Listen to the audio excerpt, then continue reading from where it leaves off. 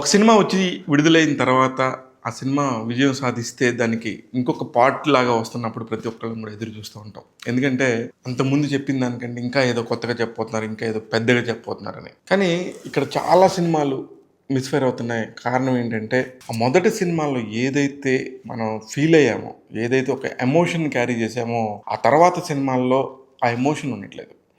ముఖ్యంగా ఇవాళ నేను ఈ టాపిక్ ఎందుకు తీసుకొచ్చానంటే 'లూసిఫర్ 2' అంబ్రాన్ అనే ఒక సినిమాకి సంబంధించిన రివ్యూ విషయానికి వస్తే, పృథ్వీరాజ్ సుకుమారన్ దర్శకత్వం వహించిన సంగతి తెలిసిందే.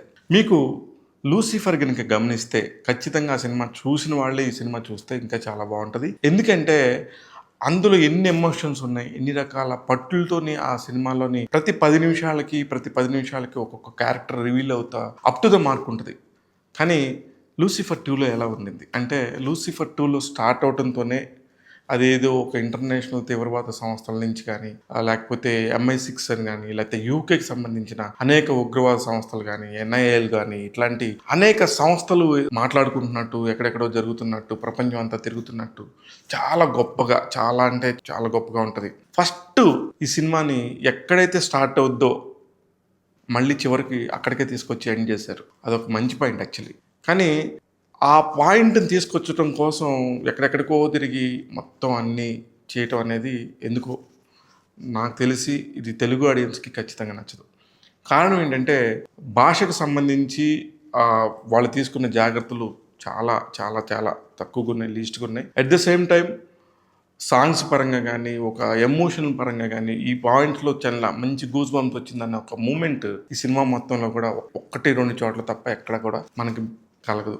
ఒక సినిమా హిట్ అవ్వాలంటే దాదాపు అలాంటి మూమెంట్స్ మనకి 6-7 సార్లు అలా ఫీల్ వస్తుంది ఏ సినిమాకైనా కూడా. అది చిన్న సినిమా, పెద్ద సినిమా అని కానే కాదు. లూసిఫర్ టాపిక్ వచ్చేటప్పటికి పృథ్వీరాజ్ సుకుమారన్ ఒక మ్యాజిక్ చేశాడు. మొదటి దానిలో మోహన్ లాల్ని తీసుకురావటం కానీ, అలాగే ఆ క్యారెక్టర్స్ ఏదైతే చీఫ్ మినిస్టర్ క్యారెక్టర్ కానీ, మంజు వారియర్ క్యారెక్టర్ కానీ, ఇలా ప్రతి ఒక్క క్యారెక్టర్ని కూడా ఎస్టాబ్లిష్ చేసిన విధానం, అప్పుడు తీసుకున్న ఒక డెసిషన్ ప్రకారం టొవినో థామస్ని తీసుకొచ్చి ఒక సింహాసనం మీద కూర్చోబెట్టిన క్యారెక్టర్కి విజిల్స్ పడ్డాయి. కానీ ఇప్పుడు స్టార్ట్ అయ్యే సినిమా అతని సింహాసనం మీద నుంచి స్టార్ట్ అవుతుంది కాబట్టి దీనికి మూలాలు ఎక్కడి నుంచి వచ్చినాయి అనే పాయింట్లో మాత్రం చాలా మిస్లీడ్ జరిగింది. ఇకపోతే ఎందుకు ఈ సినిమా గురించి నెగిటివ్గా మాట్లాడుతున్నాం అనుకుంటే, ఇది నెగిటివ్ కాదు, పేపర్ మీద కరెక్ట్గా వర్క్ జరగలేదని చెప్తున్నాను. ఎందుకంటే ఒక సినిమా ఏదైనా బాగా ఆడాలి అంటే ఖచ్చితంగా స్క్రిప్టే. ఆ స్క్రిప్ట్ని మించింది ఏమి లేదు. మనం ఎన్ని హంగులు పెట్టినా మొదటి దానిలో ఎటువంటి హంగులు లేవు. ఆ కేరళ, ఆ ప్రాంతం, ఆ ఊరికి సంబంధించి ఒక ఎమ్మెల్యే గెలిచిన వ్యక్తి సీఎం అయ్యాడు. ఎందుకు అయ్యాడు?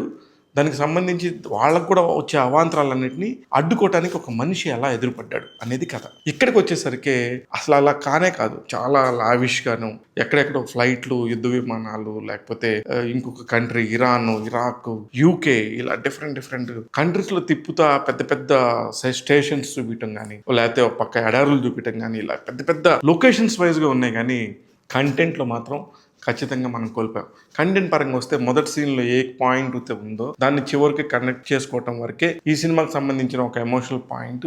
ఎక్కడైతే పిల్లలకి ఇబ్బంది జరిగిందో ఆ పిల్లోడు పెద్ద అయినాక ఏం చేశాడనే పాయింట్ పర్ఫెక్ట్గా తీసుకొచ్చారు. ఇకపోతే ఒక సినిమాకి సంబంధించి ఏ సినిమాకైనా సరే అప్పుడే అయిపోయిందన్న ఫీలింగ్ వస్తే మాత్రం ఆ సినిమా సూపర్ హిట్. కానీ ఇది ఎప్పుడైపోతుందా అని ఎదురు చూసిన సినిమా. 3 గంటల పాటు ఉన్నది ఈ సినిమా.